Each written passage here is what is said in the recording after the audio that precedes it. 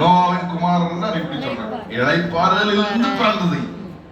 நீங்க ரெஸ்ட்ஃபுல்லா இருக்கும் போதே, ஆண்டவர் சமூகத்தில் இருக்கும் போதே அடுத்த வாரத்துக்கான ஒரு திட்டத்தை ஆண்டவர் உங்களோட பேசுவாங்க.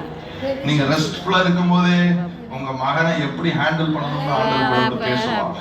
இந்த ரெஸ்ட்ஃபுல்லா ஆண்டவர் சமூகத்துல பாடி ஆராய்ச்சி தூச்சிட்டு இருக்கும் போதே ஆண்டவர் உங்க மகளுக்கு என்னென்ன செய்ய வேண்டும் என்பதை உங்களோட பேசுவாங்க. And all that is born out of rest, God will bless, God will multiply, God will increase. ஆமென் சொல்லுங்க. அல்லேலூயா. அல்லேலூயா சொல்லுங்க. அடுத்த இரண்டாவது வசனத்தை கவனித்து பாருங்கள். அச்சமும் பூமியில் உள்ள சகல மிருகங்களும் தேவனை அறியாத எல்லாமே அப்படித்தான்.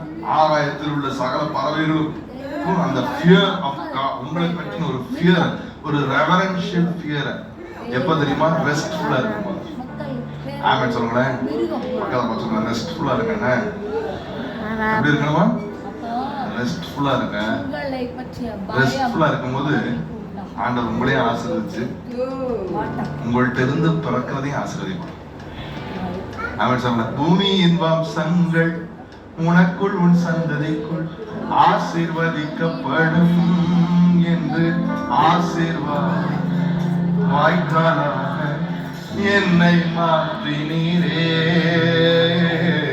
பூமியின் வம்சங்கள் உனக்குள் உன் சந்ததிக்குள்